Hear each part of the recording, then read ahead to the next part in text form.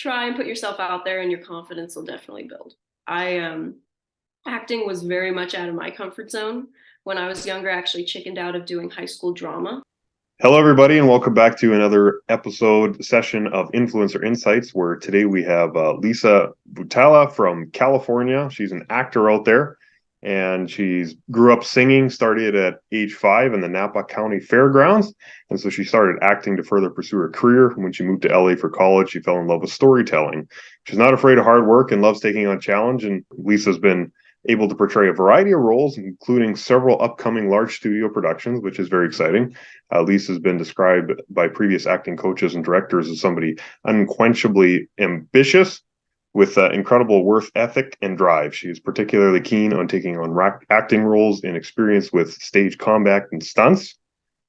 Not for me, but that's awesome. She's also an equestrian, athlete, dog owner, and trained as an EMT. So I'm guessing with the stunts, that probably fits in fairly well, right? So right on. So welcome, Lisa. Thank you for giving us your time and coming on today to share a little bit about what you do in your role as an actor. So, well, thank you very much for having me. So what kind of you got into the entertainment industry as a kid? Obviously, young person. What were those first experiences like? Where did you start out? Well, like mentioned, I started out at the Napa County Fairgrounds. My grandfather actually was like, Lisa, go on stage. I was 5 years old, so I was a little scared, but he's like, just do it. It'll be fun. Just put yourself out there and see what happens. So I went up on stage and I sang Twinkle, Twinkle, Little Star. And I had like a little navy blue star dress. It was really cute. I made it to the finals, maybe because more of that was cute, but then I just became a big ham after that. Right on. So did you instantly fall in love with this, or like, because some kids, they get up on stage and they kind of, there's the jitters and that kind of thing, but you obviously just took to it right away. Yeah, I definitely did. My grandparents were a big fan of Elvis Presley. And so they always gave me the advice, when you go up to sing, especially perform, Yes. Move around, don't just stand there at the mic, have fun with it, put on a performance. And so I did that, and it kind of takes away the stage fright. It's like, okay, you're more focused on, I'm going to walk around, I'm going to do this. And then it becomes really fun and something I wanted to continue to do. Cool. Right on. Well, that's awesome. You grew up in the kind of the Bay Area, you said, in Northern California, and you're living right in LA now, right? Yeah, Long Beach. Long Beach. Okay, cool. So, when did you kind of make that transition and then move and that sort of thing from the Bay to LA? Yeah, I grew up being a country girl. I grew up on a little ranch in Napa County, wine country, with my parents. Owned a horse, so it was a lot of fun. Awesome. I actually moved down here for college. My original career plan was to go into the Federal Bureau, so I came down to study criminal justice at Cal State Long Beach. And while I was here, I thought, I've had this dream since I was a little girl to act and just to perform in general. Obviously, I did more singing when I was younger. Why not give it a shot? I'm here. I'm in Los Angeles, where most people, dream of being. Why not take some classes, see what happens, and then I'll know. So you took some night classes in college and that sort of thing for acting as well? Actually not at Cal State Long Beach, but I did do the Studio Group Acting Academy here in Long Beach to kind of get an introduction into the industry. Cool. And then I joined HWC, Hollywood Winter Circle, with Wendy Elaine Wright, to learn the business side to it and kind of see how I can give myself the best chance in this industry. Cool. What would be some tips right out of the gate there that you'd share for somebody getting into acting or looking at it as a business perspective that you learned there? So definitely, number one, learning the business. That's really important. Of course, taking acting classes to learn how to become an actor or how to improve your craft. But definitely looking to work with the right people. There are a lot of people who know what they're talking about, and sometimes people that don't. So definitely looking to see where you're going to have the most success. And obviously cost, are things to consider. But I think the first type of classes that you take and the first type of people that you talk with have the most influence over your career. So choose wisely. Did you land any gigs right out of school that way once you'd finished up with acting classes and stuff, or? Not right away. So there was a lot of self-doubt. It's like, oh crap. Yeah. Is this gonna work? But, yeah, like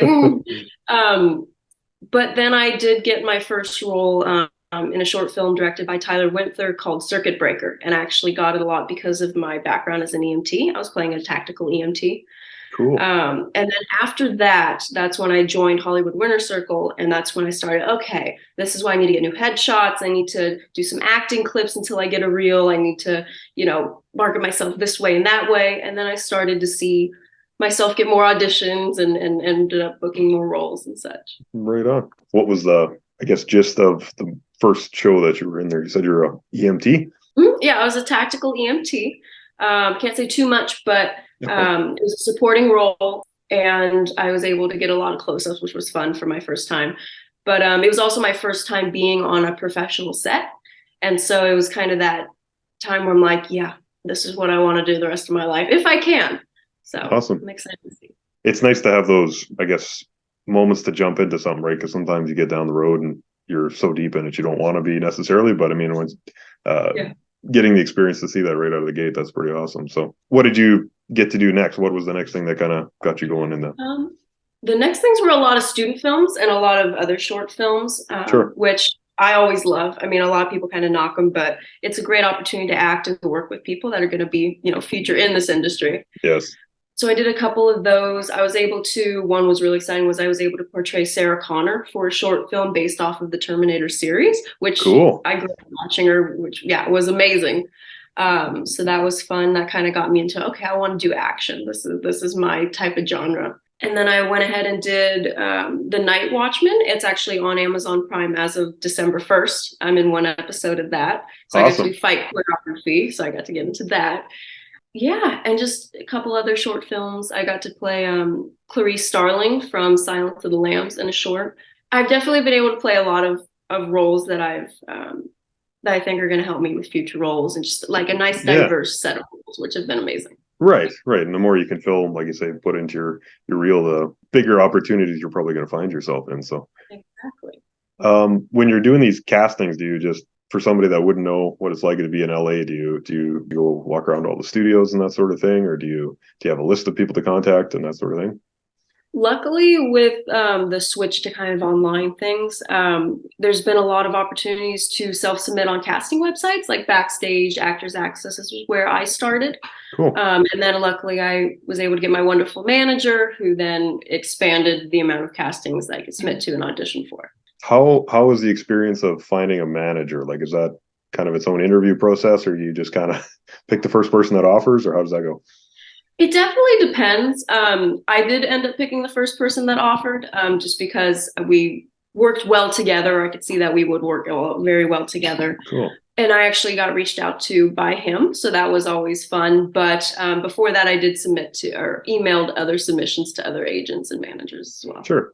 What are some, having some experience with the industry for a while now, what are some really big highlights that you find in the industry, and what are some maybe cons or weak points that you think could be improved, or what would you watch out for in that sort of thing? Definitely, there's a lot of people as a pro that are really supportive in this industry, that support your dreams, support what you want to do in life. But the con is that you have to find those people. Sometimes they're a little difficult to find. There is a lot of rejection in this industry. It is a lot of hard work. It's not an easy career. But with that said, it is a very rewarding career. It is something, you get to tell stories, get to bring joy to people through the camera, through the screen. So it's just about kind of finding that balance of, it's going to be tough, but if you put in hard work and you stay determined and you stay believing in yourself, then, you're going to get as far as you can, and that's all you can do. That's right. Pick up what comes your way. So yeah. Is there anything you'd tell people to just be like, absolutely don't do this? Or if you were going to redo some decisions that you made, would you change or not do them that way or whatever? I would definitely say don't get your headshots before you know what you're doing.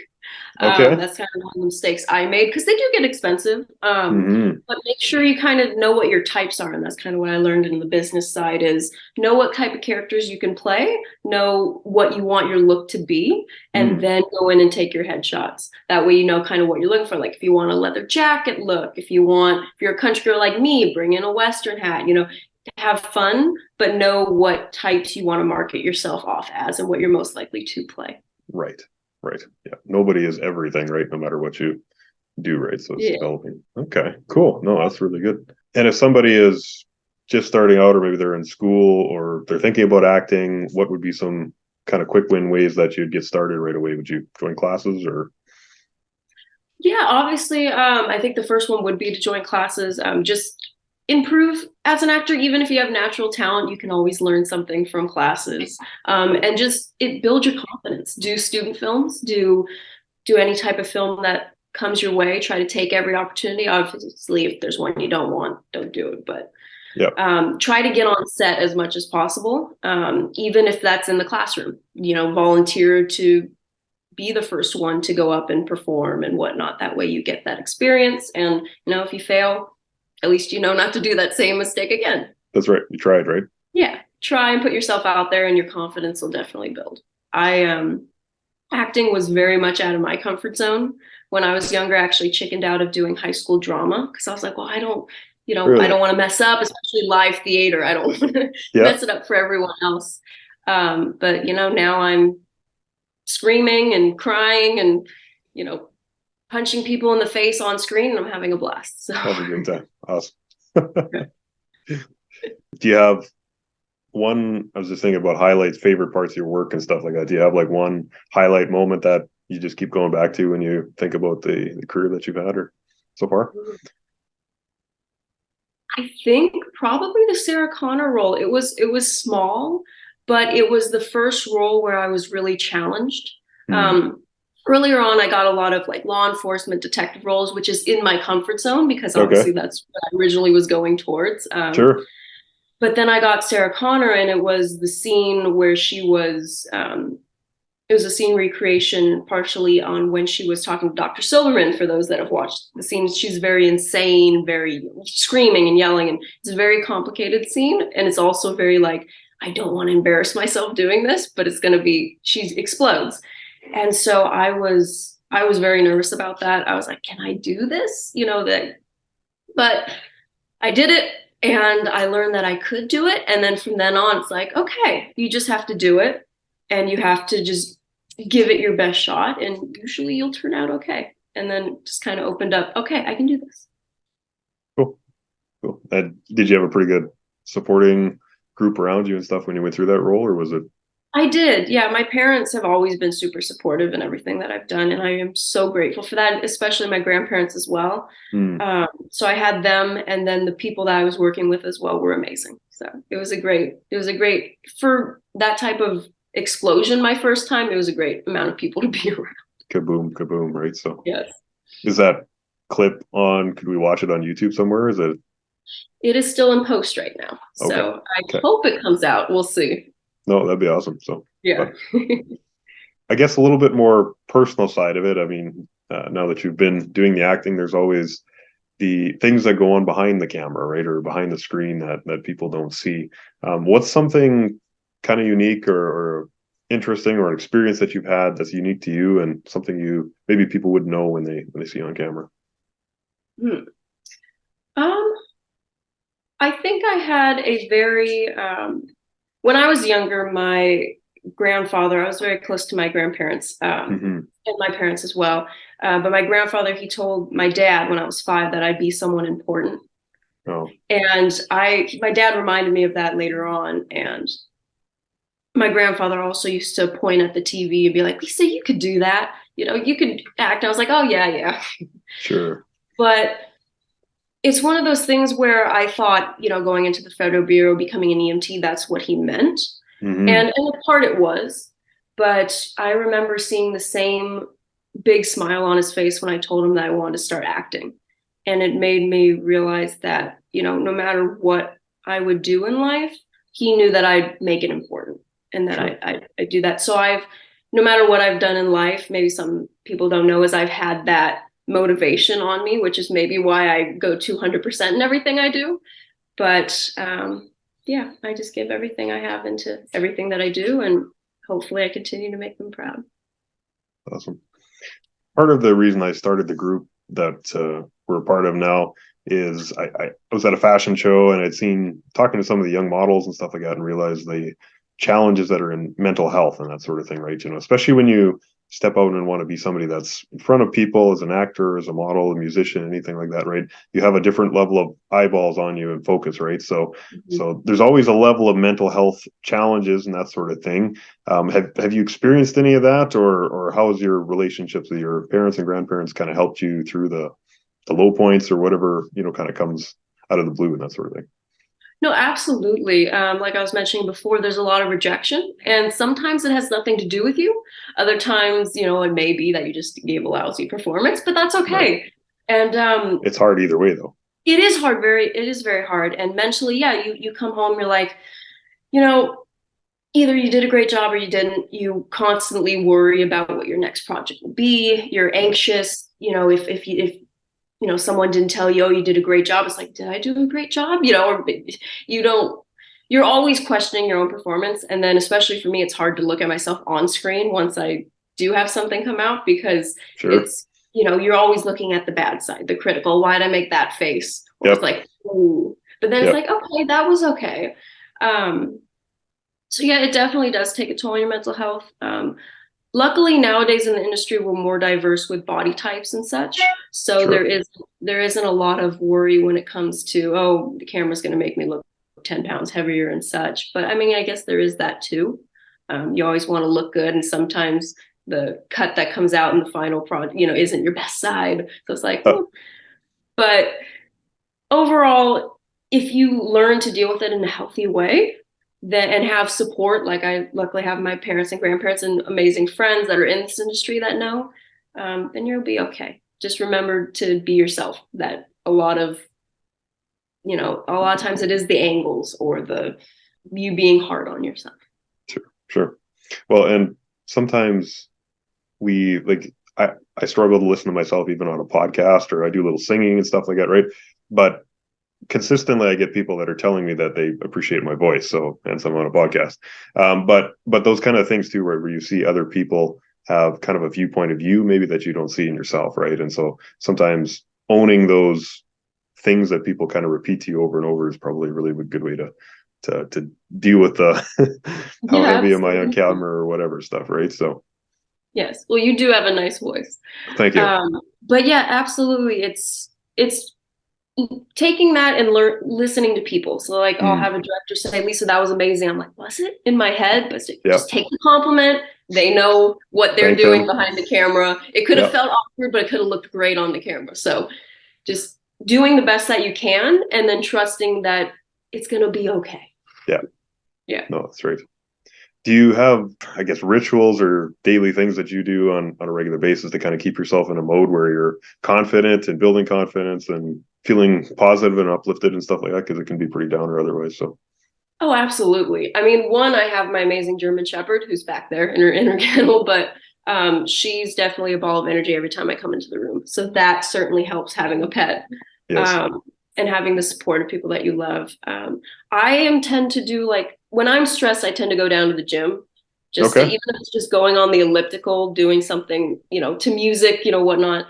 It definitely helps. So staying active, and cooking yourself some nice meals and stuff, rewarding yourself. But then oftentimes it's just sitting down to relax and watch a movie. I tend to watch a lot of interviews by actors that I aspire to be like or want to work with, like Tom Cruise or Henry Cavill, or, other amazing actors and actresses out there, to kind of keep me motivated. Like, that's what I want to do. I'm going to get there. I'm going to be on Jimmy Fallon someday, hopefully. Looking forward to seeing it. Yeah, thank you. So just keeping in mind my goals, and then trying my best to do something every day to work towards them, no matter how big or small. Your goals, do you have a list that you wrote down, or you just kind of have them in your mind, or how does that work? I'm that type of person. Yeah. I mean, obviously everyone wants to win an Oscar or Emmy or, of course, A-list, but honestly, I kind of define the success of the roles that I'll get to play, the actors that I'll get to work with. Like I mentioned, I would love to be in a Mission Impossible with Tom Cruise. I do the fun stuff, the stunts and fight choreography and whatnot. Ethan Hunt ever had a daughter he didn't know about. Yeah. I volunteer.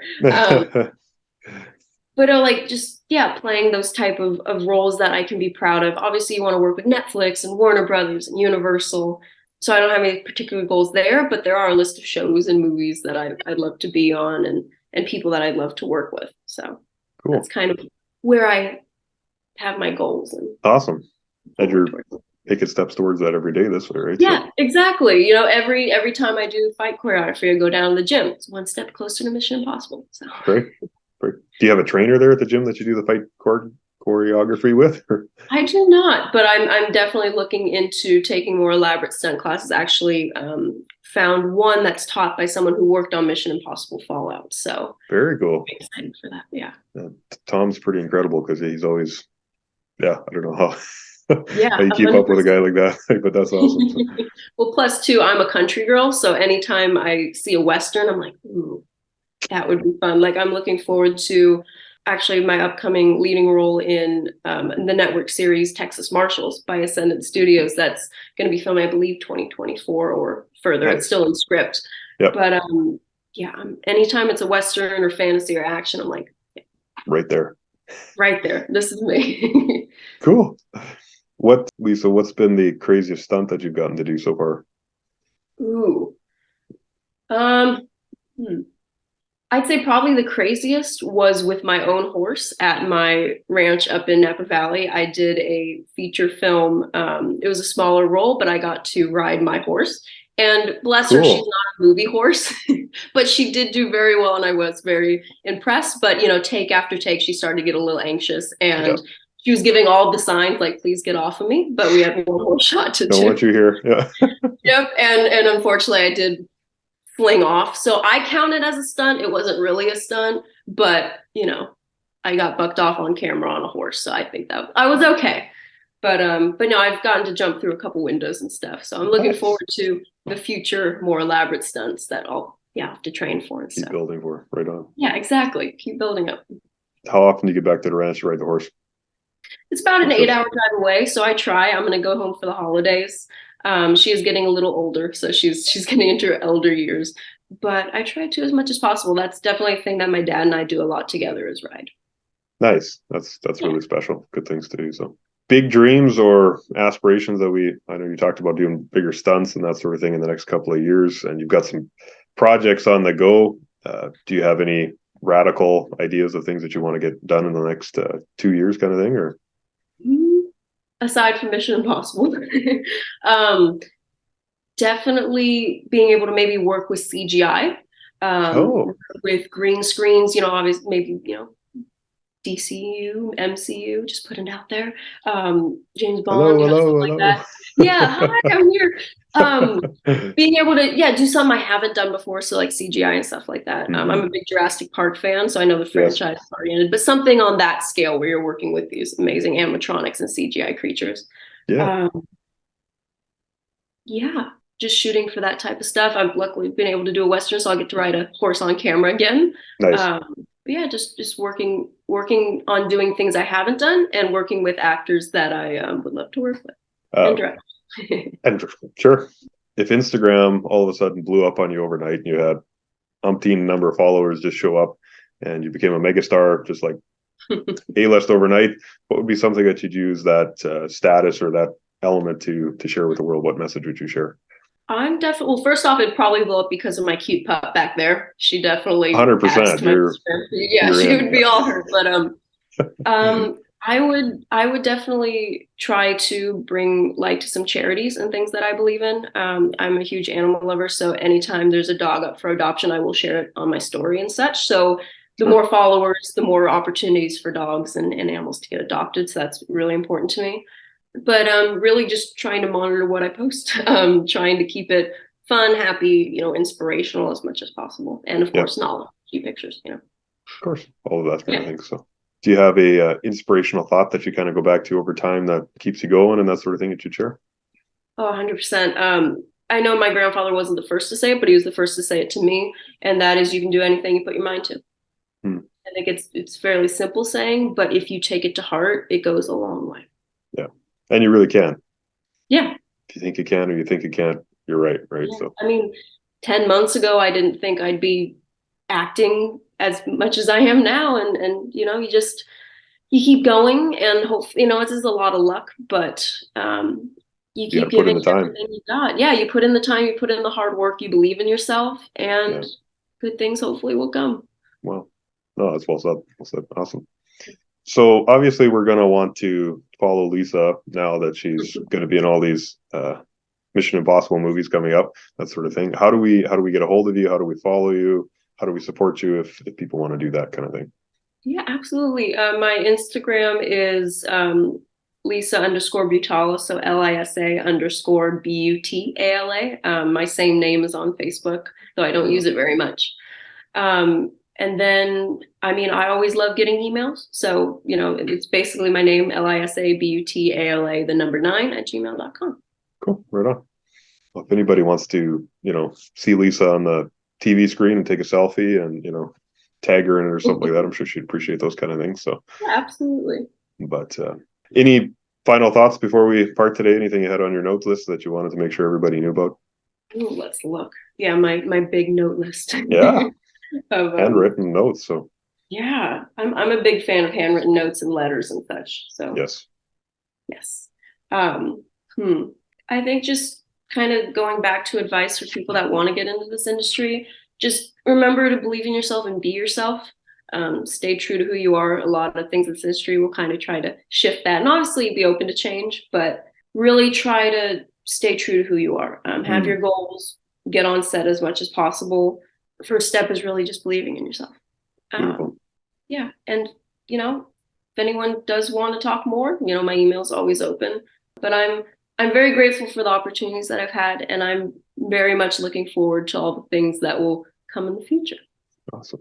Right on. Well, that's a good way to close off here. But thank you very much, Lisa, for joining us and giving us your time. And we're looking forward to, if you want to share anything that you need support on in the group, please go ahead and do that. And everybody go give Lisa a follow and cheer her on as she makes the next step forward and that sort of thing. But we're again really glad that you came on today. So Well, thank you very much for having me. I had a great time. awesome. Come out, or how do you find out about all the castings and stuff you go to? Oh, Lisa froze.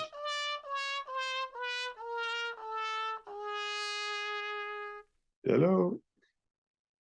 Now I'm screaming and crying and, you know, punching people in the face on screen, and I'm having a blast. So Have a great time. Awesome.